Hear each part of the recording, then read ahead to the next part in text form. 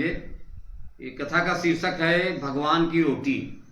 जैसे लोग कहते नहीं कि मुझे भगवान रोटी देते हैं, भगवान है भगवान की रोटी। जैसे लोग कहते नहीं कि मुझे भगवान रोटी देते हैं, भगवान पर पूर्ण भरोसा होता है, होना भी चाहिए।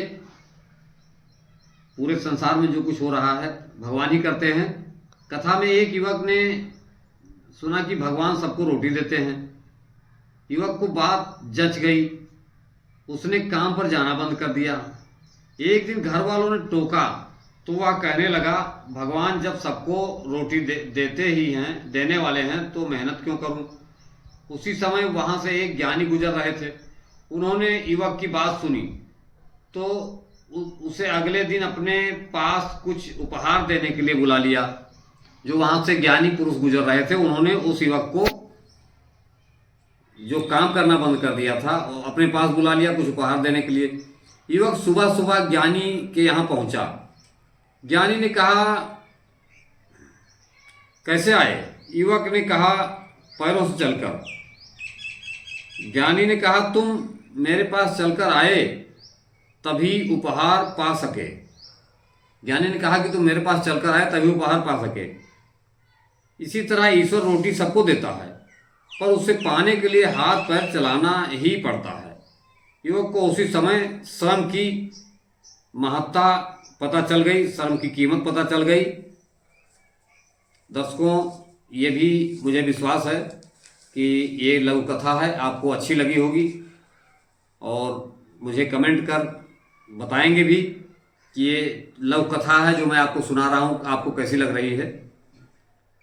एक बार दूसरी लघु कथा मैं आपको सुनाना चाहूँगा। लघु कथा का शीर्षक है तप का घमंड। महर्षि विश्वामित्र ने अपने तप के बल पर नई सृष्टि की रचना शुरू कर दी।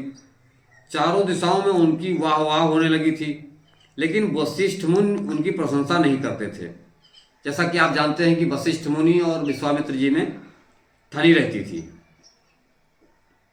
इसी कारण से विश्वामित्र उनसे नाराज रहते थे। क्रोधित विश्वामित्र ने एक दिन वशिष्ठ जी की हत्या करने की योजना बनाई।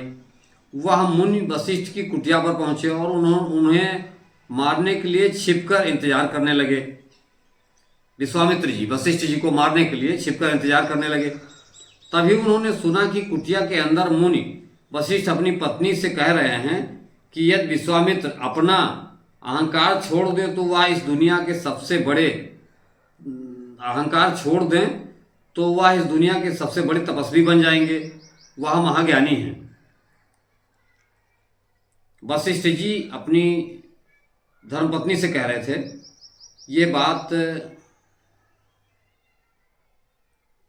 वह महाज्ञानी बन जाएंगे। वशिष्ठ मुनि की ये बातें सुनकर विश्वामित्र शर्मिंदा हो गए। वह वशिष्ठ जी के सामने आकर उनसे क्षमा मांगने लगे। निष्कपटता के आगे अहंकार परास्त हो जाता है, यह बिल्कुल सत्य है दोस्तों। वशिष्ठ जी निष्कपट थे, वह निष्कपट भाव से विश्वामित्र जी की प्रशंसा कर रहे थे। वह विश्वामित्र जी वशिष्ठ जी के सामने आकर उनसे क्षमा मांगने लगे। निष्कपटता के आगे अहंकार परास्त हो चुका था, यह बात सत्य हो गई, क्योंकि वशिष्ठ जी जो थे वो वाकई में निष्कपट थे। वो विश्वामित्र जी से कोई द्वेष नहीं रखते थे। धन्यवाद दर्शकों, मैं अपनी वाणी को यहीं विराम देता हूँ। मिलता हूँ फिर अगले किसी वीडियो में। तब तक के लिए आप सबको सादर प्रणाम।